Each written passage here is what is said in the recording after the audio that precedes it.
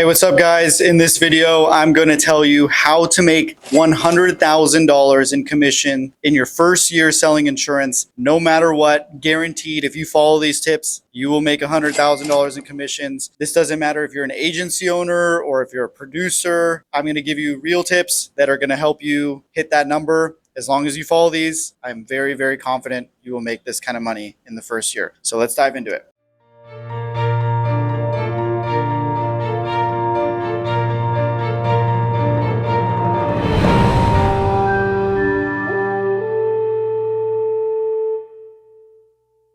All right, so as I mentioned, you could be an agency owner just starting up, or you could be a producer at an agency, and these tips will help you make $100,000 guaranteed. If you follow them, I know you will hit 100,000. If you don't follow them, you will not make $100,000 in commission. In this video, I'm going to speak in terms more of a producer working at an agency because that's probably more common than an agency owner. So I'm going to keep it in more geared towards a producer. So first thing is at least make sure you're in a position to even make $100,000 in commission. If your agency doesn't actually do a compensation structure that is commission based or, premium based on how much you sell, like if you're just getting a big salary or you're getting a bonus per policy, it's going to be basically impossible to make $100,000. So always ask your agency, hey, can I be commission only? Can I be more commission based? And if your boss does not accept that or your agency owner doesn't accept that, either leave because that's kind of dumb. Most agency owners would make more money if the more you sell. It's mutually beneficial. So in my opinion, not smart of an agency owner to say no to this. So if you can, ask your boss. If not, you need to leave your agency and go to somewhere where you can even make this kind of money, where you eat what you kill. That's what they say. Eat what you kill. And this is how you're going to make 100,000. So make sure you're in that position first. All right. Tip number one. This is the biggest tip here. And I'm going to go into a bunch of ways you can do this. But tip number one is generating a lot of leads. You need a lot of opportunities. If you don't have opportunities, you have no opportunity to sell. You need chances at bats to sell insurance. So I'm going to tell you all the different things that I recommend to generate more leads and have more opportunities. Always start with your warm network. This is going to be the easiest sales you'll ever make. Your friends, your family, a lot of them may or may not give you a chance, but letting them know that you do insurance is going to be the key to opening the door to other opportunities where they might talk to their friend complaining about insurance and they'll put you in touch with them. So they need to know that you're selling insurance. Let everybody in your contact list know that you are an insurance producer and you can help them save some money. Text everybody. Don't be afraid. Let them know. Ask them if you can quote their insurance and help them save money. I used to be afraid to do this. I don't know why. I didn't want to bug people, but it's essential. You need to let everybody know. My top producers are getting referrals from friends, from family, from other agencies. They're friends that work at AAA. They have friends that work at State Farm. They're getting referrals. They're the top producers because they're generating their own. Also, always be on the lookout. If you hear somebody complaining about insurance, say, hey, do you think I could help them out? Maybe I could run them a quote and save them some money. Don't be afraid to ask. The other big thing here is cold calls. I know a lot of people believe cold calling is dead. I don't think it's dead. If you are just starting out, this is a great way to get your foot in the door with big opportunities. I would recommend if you're gonna cold call, only cold call big accounts. Don't spend your time spinning your wheels on little accounts. Cold call big stuff, meaty $10,000, $20,000, $30,000 premiums. Call them up, try to get the owner on the phone, pitch yourself, say how you can help them and help them save some money. They might give you a shot. They might say my renewal is not until 6 months, whatever. Just get your foot in the door and let people know who you are. Don't wait to do this. Don't wait till you're an expert. Do it now because the more they hear from you, the more likely they're going to give you a chance. Another thing is the leads you are provided, work them to a T. Don't let these go. They cost money also. Like you're wasting money if you're not working your leads properly. Call them 5, 6, 7, 8, 9 times. There's some statistic that buyers are statistically more likely to buy after like the 7th contact. So keep following up. Don't give up if they say no the first time. Check back with them. Follow up again. Keep trying. Keep pushing, keep after it. You can't just give up on the first try. And this drives me completely crazy. When I see that producers only call people once or twice and they're like, oh, they didn't answer. I'm like, dude, oh my gosh. You need to call 5, 6, 7 times. Put it on your to-do list. Keep it on your pipeline. Just come back to it. Make sure you work it to the T, work it down to the bone. Generate your own leads. Do some texting, email follow-ups. You can use some automations. Everybody's using automation nowadays. You can schedule emails on your Outlook. Everybody can do this. You can literally schedule an email. So set those up after hours. Do some scheduled emails. Maybe you don't want to email them right now or follow up with them right now, but schedule them so that you're just checking back in. Like I said, automations, retargeting your prior leads. If you know this person is coming up for renewal in 6 months, schedule an email 5 months from now so that you're a month ahead, so that they see that you're still in the game, you're checking in. This is essential. Staying extremely organized in your pipeline is going to be the name of the game. You need to be reviewing and keeping a good hygiene of your pipeline on a daily basis. Set aside 30 minutes, 1 hour a day, every single day to monitor your pipeline. Move them along the stages. If they're quoted, if they're lost, if they're cold, if they're in progress, underwriting, like these things need to be tracked and monitored daily. If you start to let your pipeline go stale, it's going to be exactly the results you're going to get. You're going to get stale results. You're not going to get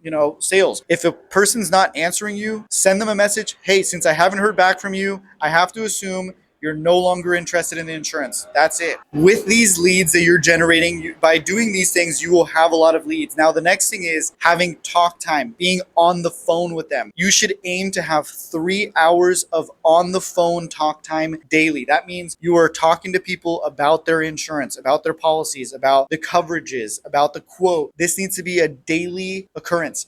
3 hours is the aim and the goal on a daily basis. Now, the next thing is having 3 to 5 quotes presented per day. If you're doing 3 hours of talk time, you should easily, with those leads that you're generating, you should easily be doing 3 to 5 quotes per day. Now, you don't sell anything if you don't quote anything. So you need to set aside that time to make the 3 hours of talk time, maybe an hour and a half in the morning, an hour and a half in the afternoon, and a block in between, maybe to just run quotes for people, like at least an hour or two of just running quotes. Quotes don't take that long, but getting 3 to 5 quotes out daily is going to be essential to closing these deals. Like I said, if there's no quote, there's no opportunity to buy. So you need to have quotes. Now, if you're doing these, you're probably selling 1 to 2 policies a day. And the next thing here is essential habit. Essential tip here. Listen very carefully. Asking every single sale that you make for a referral. Hey, Mike, now that we just did your general liability policy, I just wanted to ask you quickly, we're a small agency, we're a small brokerage,